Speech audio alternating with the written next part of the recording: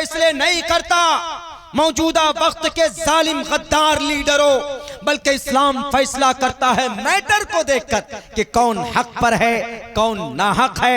अगर हक पर है कोई, गरीब भले ही क्यों ना हो, तो उसको इंसाफ मिलना चाहिए। अगर कोई नाहक है, उमर फारूक क्यों ना है, तो उमर फारूक को भी सजा दी जाती है कि उमर जाएं आप वैसे ही परनाला लगाएं, क्योंकि इस्लाम के अंदर अदालत है, इस्लाम के अंदर इंसाफ है।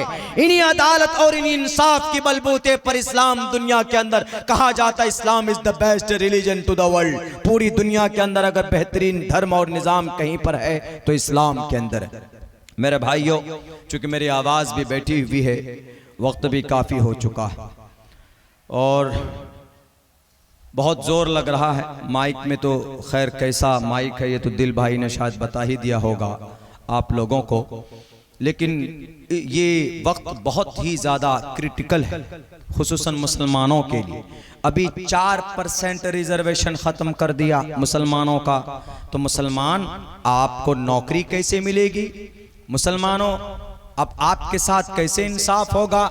तो पता है हम वो कौम है, हमारी वो तारीख रही है कि अपनी आपसी मदद की वजह से हम मस्जिद भी हमारी बनी है, हमारे मदरसे भी चले हैं, हमारे मकातिब भी चले हैं आपसी ताउन की वजह से। मैंने बहुत पहले एक थ्योरी पेश की थी, बल्कि अपने इलाके में मैं शुरू कर चुका हूँ, तहफ़्फ़ुज़ शरीयत। हजरत क़ारी रूहुल्लाह साहब जानते हैं बेहतर अंदाज में, पूरे भारत के अंदर कितने मुसलमान हैं? गरीबी दूर करने के लिए मदरसे में जो चंदा होता है, उलमा जो परेशान होते, पसीना टपकता है, गांव गांव घर घर जाते हैं, इसको खत्म करने के लिए, मस्जिद में इमाम साहब को तनख्वाह देने के लिए घर घर चंदा करते हैं जाकर, इसको खत्म करने के लिए, हमारी समाज में जो बच्चियां मुर्तद हो रही है, इसको खत्म करने के लिए, गरीबी दूर करने के लिए क्या निजाम चला है मौलाना? पैसे कहां से लाए? महीने के अंदर में करोड़ों रुपए खर्च होगा। बहुत आसान रास्ता है, बहुत आसान रास्ता। अगर अल्लाह ने शरे सद्र किया, लोग मिलकर आए, तो मैं अपने मरते दम तक इस काम को जरूर करूंगा, अगर आप लोगों की दुआ रही। वो क्या, मैं आपके सामने पेश करता हूं एक खाका, चूंकि बात अब पूरी होने वाली है। पूरे भारत के अंदर इस वक्त मुसलमानों की तादाद तकरीबन 40 करोड़ है। इस वक्त सन 2011 में गिनती हुई थी, उसके बाद अभी तक नहीं हुई है, लेकिन अभी अगर गिनती हो जाए तो मैं समझता हूं कि 35 से 40, क्या उससे आगे भी बढ़ सकते। मान के चलिए 35 करोड़ मुसलमान। 35 करोड़ वो जो बालिग हैं, मर्द औरत में बालिग, बच्चे नहीं। तो इन 35 करोड़ मुसलमानों में से 35 करोड़ में से भी आप 25 करोड़ एक साइड कर दीजिए, एक तरफ कर दीजिए, 10 करोड़ ही लीजिए। 10 करोड़ मुसलमानों की एक टीम बनी। 10 करोड़ मुसलमान ऑनलाइन कनेक्टेड हुए। क्या करने के लिए? लड़ाई के लिए नहीं। 10 करोड़ मुसलमान अगर हर दिन 1 रुपए जमा करे, 1 रुपए बड़ी मामूली चीज है नहीं। 1 रुपए कौन नहीं दे सकता? आपसे कहेंगे आप भी दे देंगे, रक्षा चलाने वाला दे देगा, मजदूरी का भीख मांगने वाला दे देगा आपको, बहुत पैसे होते हैं उनके पास।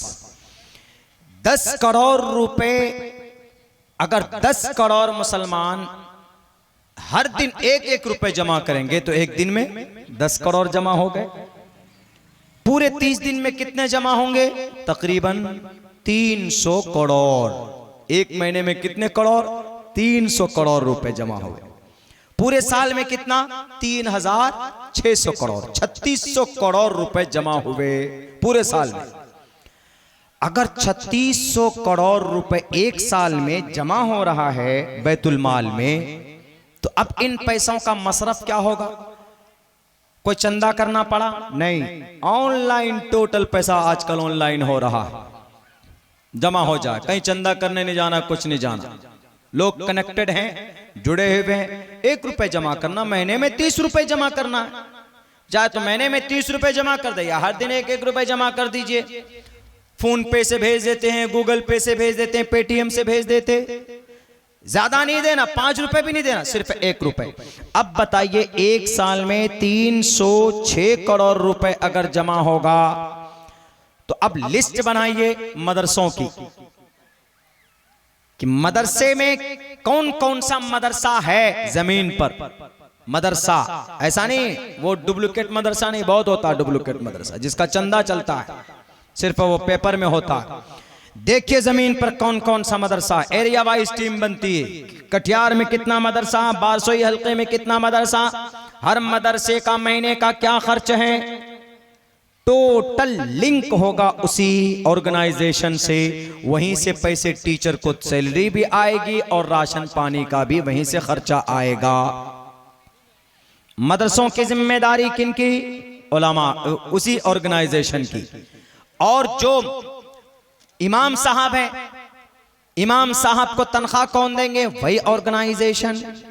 और जनाब कहीं पर किसी मुसलमान का मॉब लिंचिंग हो जाता है, मार दिया जाता है, गरीब है, कमजोर है, केस हो गया, नहीं लड़ पाता, बेचारा मासूम है, मजलूम भी है, कौन मदद करेगा? उसी ऑर्गेनाइजेशन एक अपनी लीगल टीम बनाएगी। फौरन जाओ, बारसोई के अंदर एक गरीब है, उसके ऊपर केस हुआ है, जाओ उनकी मदद करो। वकील भेजेंगे, लॉयर भेजेंगे उनकी मदद के लिए। जाओ बारसोई में देखो कितनी गरीब बच्चियां हैं जिनकी शादी नहीं हो रही है। देखो एक गांव के अंदर कम से कम ऐसा 5 घर मिल जाएगा या 2-3 घर ही मिले जो अपनी बच्ची की शादी नहीं करा पाएंगे, तो इस ऑर्गेनाइजेशन के जरिए से तुम्हारा खर्च बर्दाश्त किया जाएगा। और मेरे भाइयों, आज जो हमारी बच्चियां अगर डॉक्टर, इंजीनियर, पायलट बने तो इन गैरों की यूनिवर्सिटी में जाकर बनते हैं, जहां पर पर्दा, जहां पर हिजाब पहनने नहीं देता।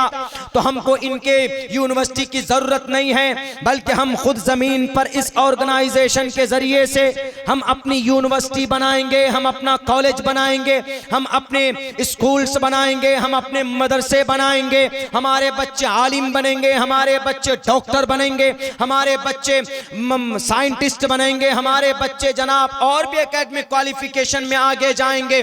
हमें फिर इनकी 4% हमें इनकी रिजर्वेशन की जरूरत नहीं, इनकी भीख की जरूरत नहीं पड़ेगी। इस कौम की तकदीर बदल सकती है कि नहीं बदल सकती? आपके 1 रुपए की वजह से कौम का बड़ा मसला हल हो सकता है। बल्कि जरूरत पड़े इस देश को पैसों की, तो उस ऑर्गेनाइजेशन के जरिए से इस देश को मदद किया जा सकता। अब से पहले भी मीर उस्मान ने किया है। मीर उस्मान ने तो 500 टन दान किया था, 500 टन सोना दान किया था, तब जाकर चाइना से जंग लड़े थे, तो जंग जाकर जीते थे। यही SBI बैंक, यही मीर उस्मान का दिया हुआ, आज इसको स्टेट बैंक ऑफ इंडिया कहा गया। ये स्टेट बैंक ऑफ हैदराबाद था इसका नाम पहले, बाद में इसको स्टेट बैंक ऑफ इंडिया नाम दिया गया। ये तारीख हमारी रही है। अगर हम चाहें तो इस कौम की तकदीर बदल सकते हैं। गुर्बत की वजह से हमारी बच्चियां अपने ईमान को नहीं बेचेंगी, हमारे बच्चियां आज अब तवाइफ नहीं बनेंगी, आज जनाब प्रोस्टिट्यूशन के बाजार में अपनी इज्जत को बेचकर अपने घर के परिवार को नहीं चलाएंगे, बल्कि हम नोटेट करेंगे, हम नोट करेंगे कि कहां पर क्या जरूरत है, तो समाज के अंदर उसको दूर करने की कोशिश की जाएगी। अगर ऑर्गेनाइजेशन वजूद में आती है, हम सब मिलकर करते हैं, चुटकियों के अंदर मामला सॉल्व हो सकता है जनाब। अगर हम ऐसा करें तो ऐसा पॉसिबल है कि नहीं है? बताइए।